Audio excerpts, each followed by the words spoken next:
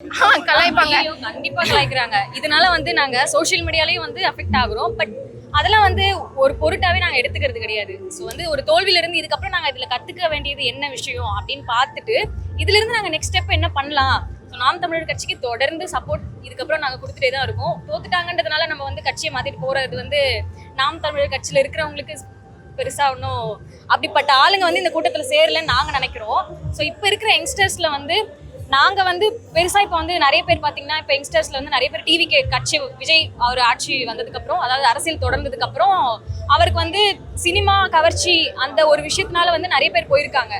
But எங்களை பொறுத்த வரைக்கும் தமிழுக்காகவும் ஸோ விவசாயத்துக்காகவும் நம்ம தமிழ் மக்களுக்காகவும் எல்லாத்துக்காகவும் போராடுற ஒரு மனுஷனா தான் நாங்க வந்து சீமான் அண்ணனை பாக்குறோம். ஸோ இதை வந்து ஜெயிக்கிறோம் தோக்கணுன்றதை தாண்டி ஸோ இந்த இவருக்காக நம்ம தமிழ் மக்களுக்காக தொடர்ந்து போராடிட்டே இருக்கோம் அப்படின்றது நிறைய நடந்திருக்கு.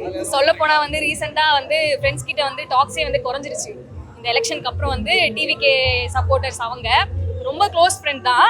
ஆனா வந்து இப்போ லிட்டரலா வந்து பேச்சே வந்து வச்சுக்கிறது இல்லை. ஏன் அப்படின்னா வந்து தோத்துட்டீங்க, 0 சீட்டு வாங்கிட்டீங்க, இதுக்கப்புறம் என்ன உங்களுக்கு பேச்சு அப்படின்னு கேட்கும்போது கண்டிப்பா நாங்க தோத்துட்டோம் தான், 0 தான், முட்டை தான் நாங்க. ஆனாலும் வந்து நாங்க ஒரு கொள்கைக்காக வந்து நாங்க இங்க நிக்கிறோம்.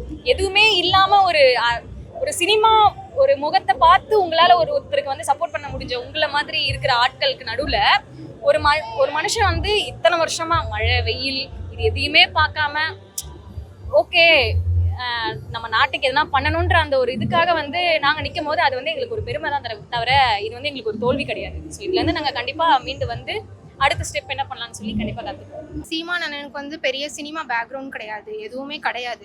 பட் அவங்க பேசுறதா இருக்கட்டும், இல்ல உமனுக்கு வந்துட்டு இப்போ 1500 ரூபாய் தரோம், 2000 ரூபாய் தரோம் அப்படிங்கிறத தாண்டி உங்களுக்கு வந்துட்டு பாதுகாப்பு வந்து இப்படி இருக்கும், என் பெண்ணை வந்து நீ தொட்டா நீ வந்து இந்த இடத்துல உயிரோட இருக்க முடியாதுன்னு சொல்றது வந்துட்டு அது சாதாரணமான ஒரு விஷயம் கிடையாது, சாதாரணமான ஒரு ஸ்டேட்மெண்ட் கிடையாது.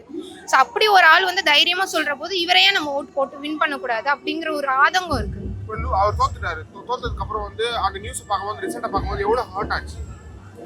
நான் ஆக்சுவலா என்டிகே வின் பண்ணணும்னு நாங்க வந்து நினைக்கவே இல்லை. பட் ஆனா ஒரு சீட்டாவது இந்த வாட்டி கிடைக்கணும், அண்ணன் சீமானாவது வின் பண்ணணும் அப்படிங்கிறது ஒன்று இருந்தது. அது நடக்கலங்கிறதுப்போ வருத்தமா தான் இருந்தது.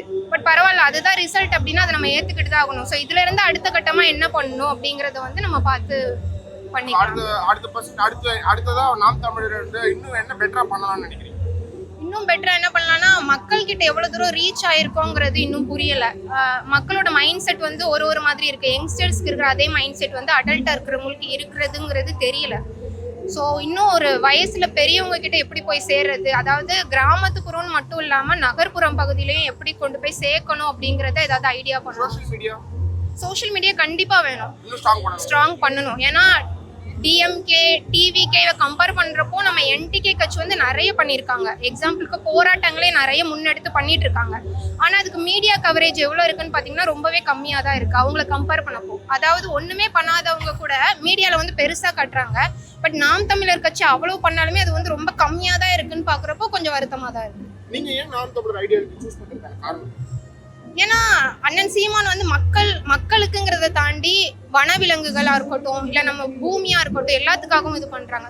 ஸோ நான் வந்து ஒரு சோஷியல் ஒர்க்கர். ஸோ எனக்கு வந்து மக்கள் மட்டும் நல்லா இருந்தா பத்தாது, இந்த என்விரான்மெண்ட் எல்லாமே நல்லா இருக்கணும் அப்படிங்கிறதுனால என்னோட இது வந்து சீமான் அண்ணன் வந்தா ஓகே, மக்களையும் தாண்டி இந்த தமிழ்நாடு நல்லா வளமா இருக்கும். அண்ட் வந்து ஃபார்மர்ஸ்க்கு ரொம்ப இம்பார்ட்டன்ஸ் வந்து கொடுத்து பேசுறாங்க. பேச்சை கேட்டு தான் போனீங்க, நார்மலா பேச்சை கேட்டு தான் நாம் தமிழர் அப்ரோச். பேச்சை கேட்டு நாம் தமிழர் கட்சி அப்ரோச் பண்ணோம். அதுவும் இல்லாம ஈழத்து மக்கள் பட்ட இதுவும் எனக்கு வந்து ரொம்பவே நல்லா தெரியும். ஏன்னா என்னோட ஃப்ரெண்ட்ஸ் நிறைய பேர் ஸ்ரீலங்கால இருக்காங்க. ஸோ அதுக்கு சப்போர்ட்டா அண்ணன் பேசுறப்போ வந்துட்டு ஓகே, நம்ம தமிழ் இனத்துக்காக ஒருத்தர் இவ்வளவு பேசுறாருங்கிறப்போ நம்ம அவரு கூட நிக்கணும் அப்படிங்கிறது தோணுச்சு.